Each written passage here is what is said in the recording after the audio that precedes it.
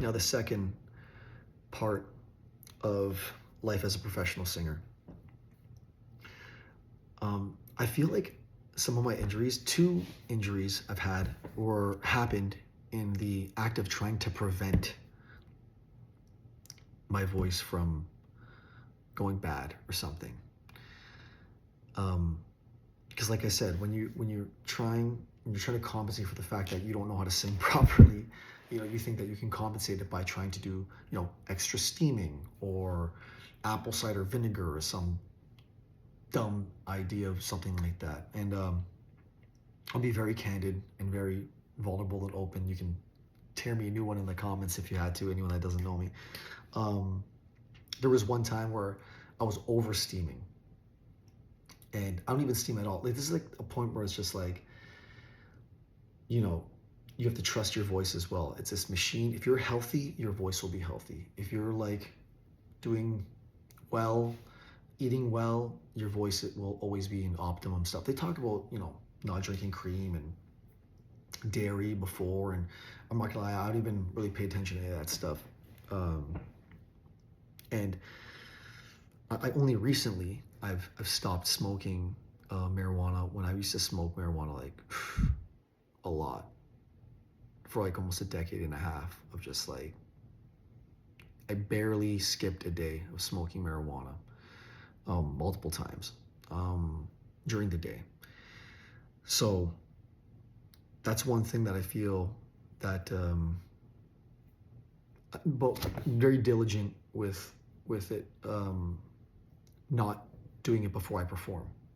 Extremely. Not, I just feel like it was just dumb if you ever tried to do that. A, because you're just getting your head in front of everybody, and B, it really fatigues your voice quick if you already have smoke running through it prior to you singing. So for a long time I've done that, and more recently tried to chill with it. Or like, I'm not gonna say I don't enjoy THC and stuff like that. I just do it in different ways if I'm going to do it. But I got my dreams back. For a long time I don't remember any of them. That's a separate conversation. So preventing it and not having the faith that, like, this voice will do its thing, and there's nothing you can really do to heal it like immediately. You gotta rest, you gotta feel healthy, you gotta be eating well, you gotta be drinking a lot of water. And I remember over steaming it. I remember I was steaming it like twice a day, to the point where like one day my voice was all fucked up and I'm just like, what the hell's going on? So I went back to Aaron Lowe, got a picture of it, and it just looked like my cords looked like they were cooked, like steamed broccoli. I remember Brian at the time, the other singer in the band at the time, when I showed him the picture, he said it looked like steamed broccoli. I'm like, is that what I just did? I just steamed the shit out of my vocal cords. And because there was no polyps on it, but it was like acting as if there was like a polyp on it. And I think I just steamed them so much they just couldn't vibrate.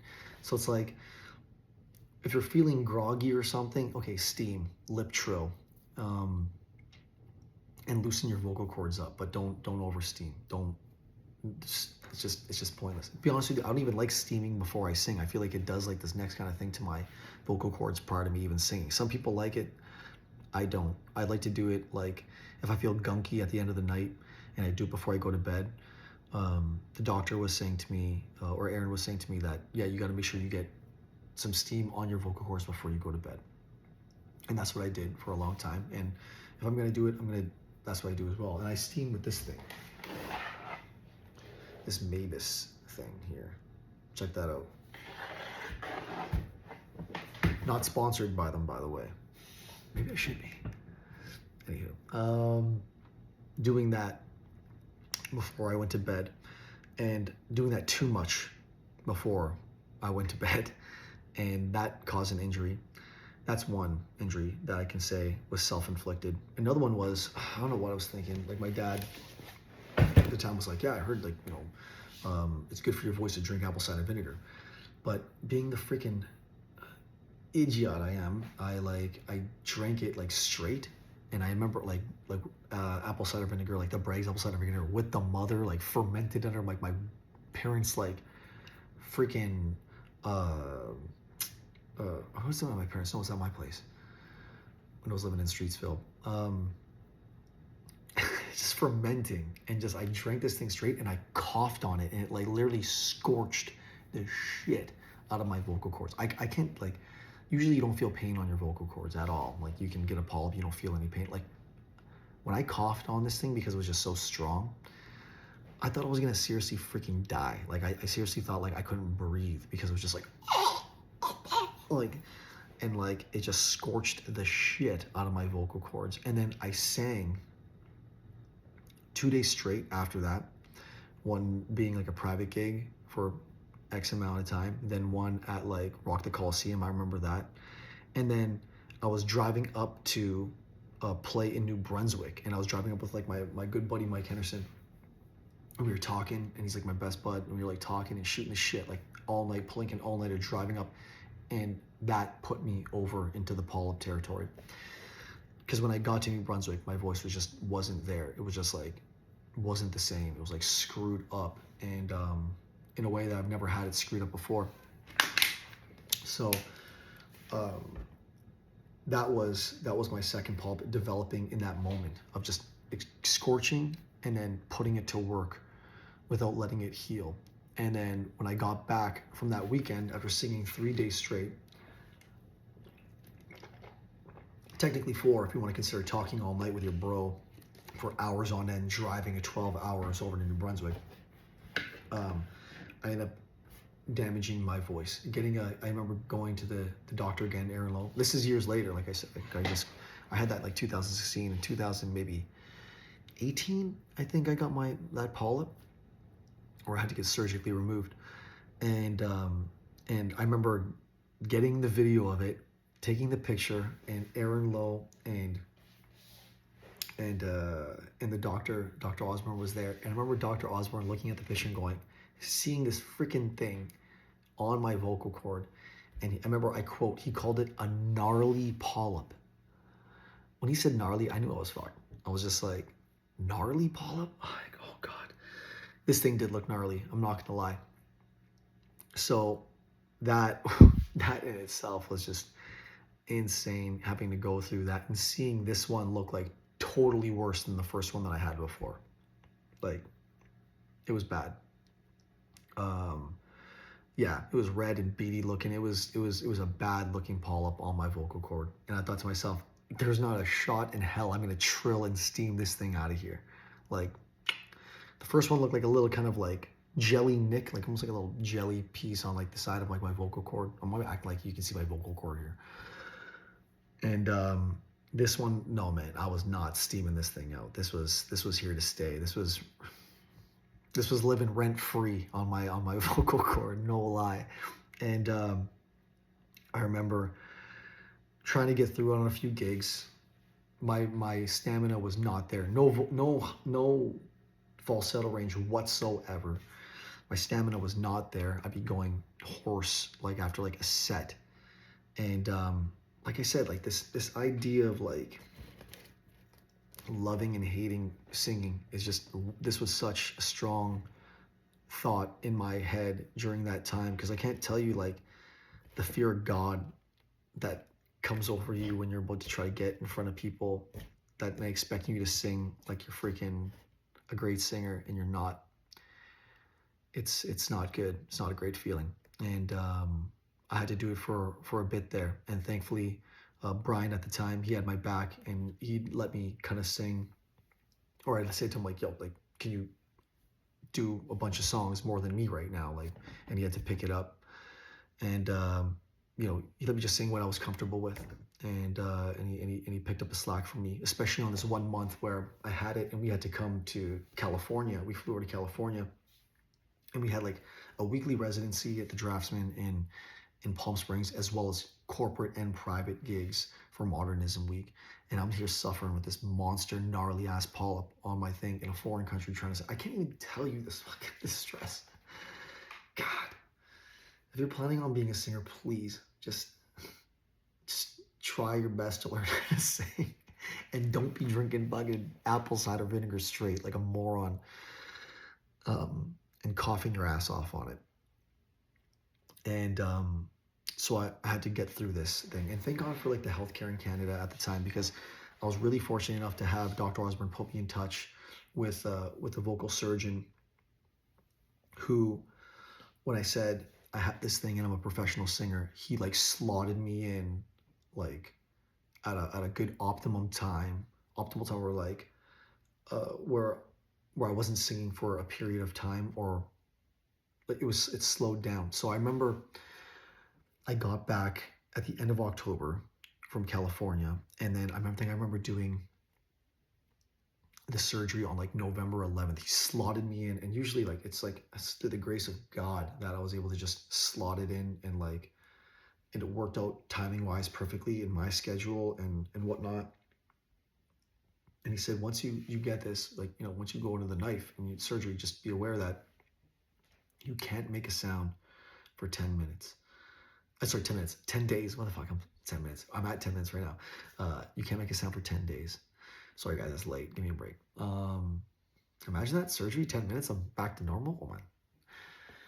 That'd be awesome. Oh, but no, it was 10 days. And I remember going under the night, like going to get set up. And for whatever reason, I don't know what it is when nurses are trying to put like needles in my head. This nurse just kept butchering me. Like put it in there, didn't hit a vein. Took it out, put another one, did not hit a vein. Take it, third time's a freaking charm. I'm like, my hand is like destroyed now. Someone cut me open already, like seriously. And I remember getting that done, and then under the anesthesia, and then waking up, and it was just such a quick, painless process, like so quick, so pain, like waking up and like, okay, well, just, and of course, don't make a sound for 10 days. So I went through making no sound, like anything, eating normally, all that, like maybe, I think, is there any dietary restrictions or any way I can drink water, like, so I couldn't drink anything hot or something? I don't know, I forget exactly, but it was pretty easy to follow. Just don't make any sound. And I can't tell you that after the 10th day, when I went, so I can be loud, but just that falsetto, just making that sound. I remember I was in my bathroom, and I made that sound, and I remember just literally dropping to my knees and just being like so thankful. Like I was tearing up. I was just like, oh fuck, I got my voice back. It was something else. So the voice injuries, you gotta thank your lucky stars when you're healthy. Thank your lucky stars when you're healthy. So that happened where I got my voice back, and and I had to wait 3 months before I can really push into it.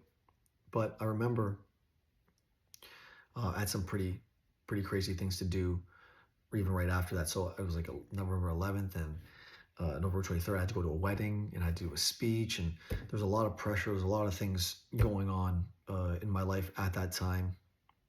I remember directing the video and like trying to direct everyone when the Dreamboats did the Santa Claus is coming to town video. If you check that out, directing that one, and mapping out the storyline and directing everyone to do the things that they want, like I needed them to do in that video.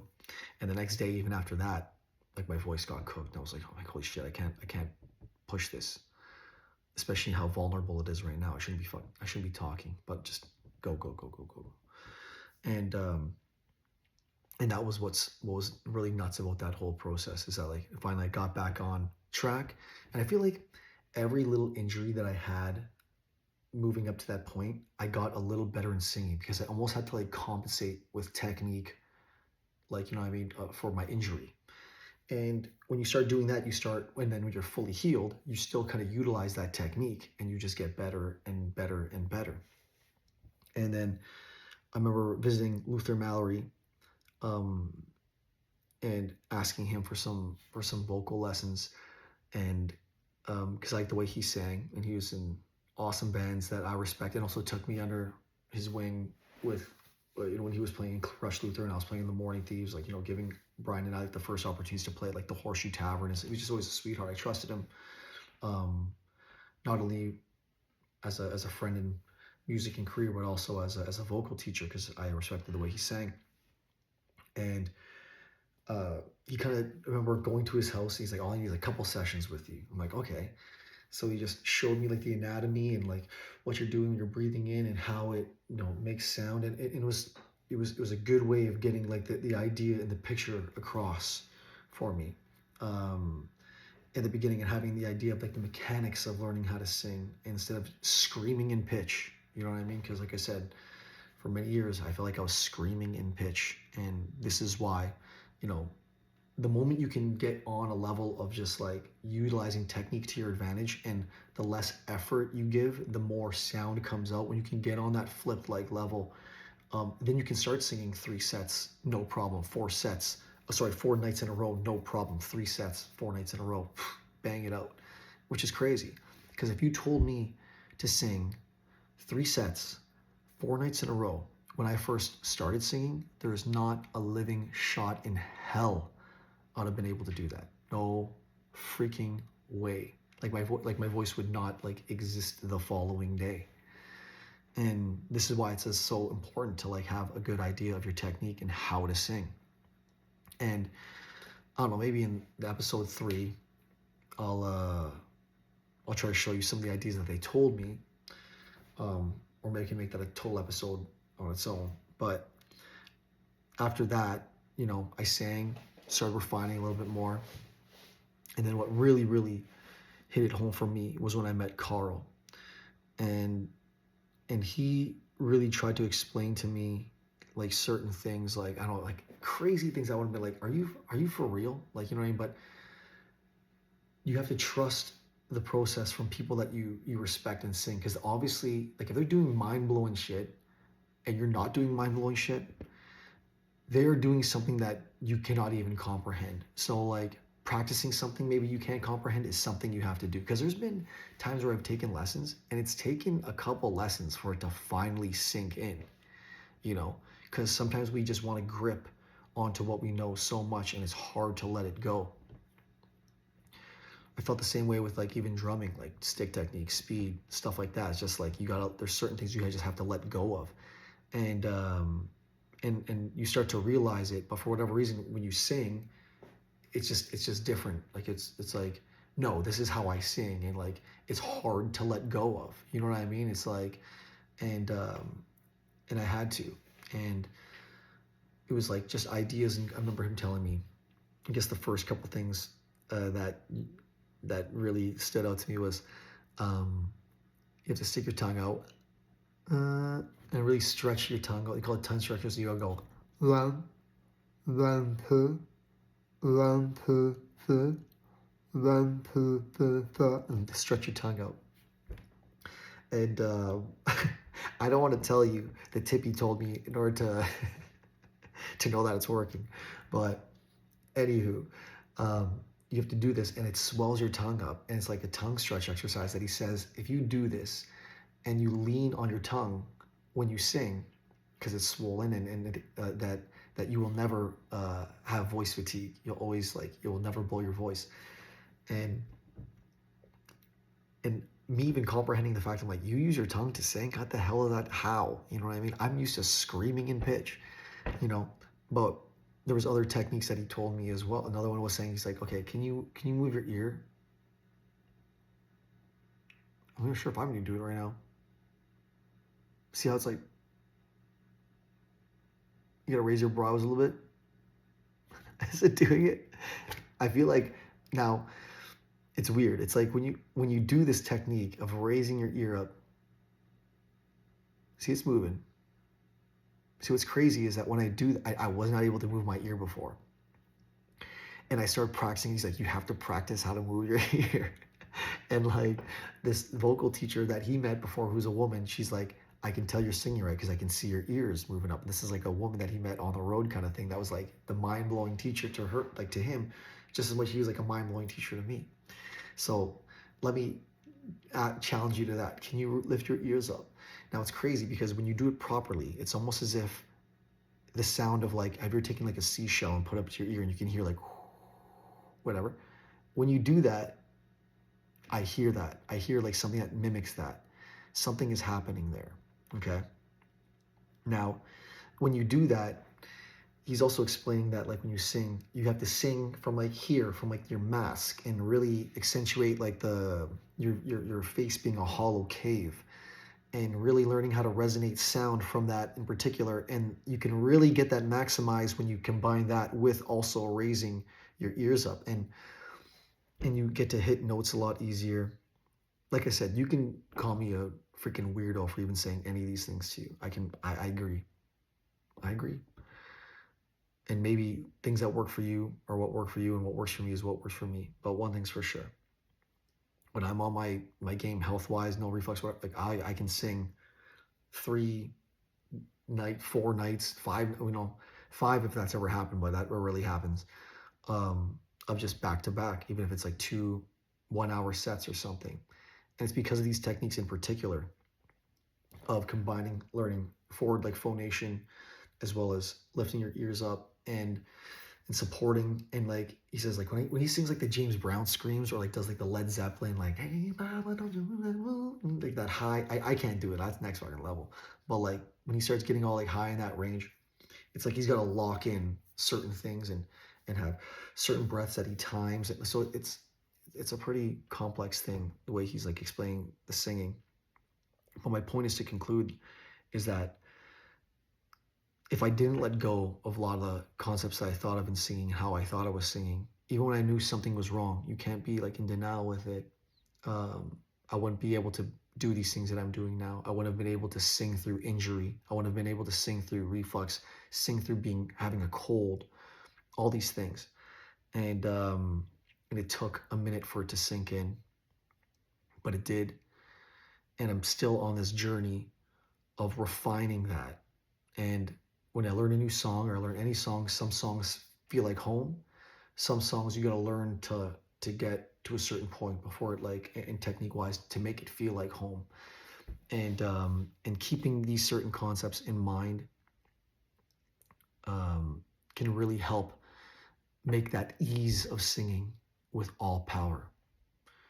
I hope you can get to that point one day. It's going to be a journey. I'm still walking that road myself, but it's feeling good. That road's it's getting clear, and once you know what works and what doesn't, it's that's what you need when you want to become a professional singer. And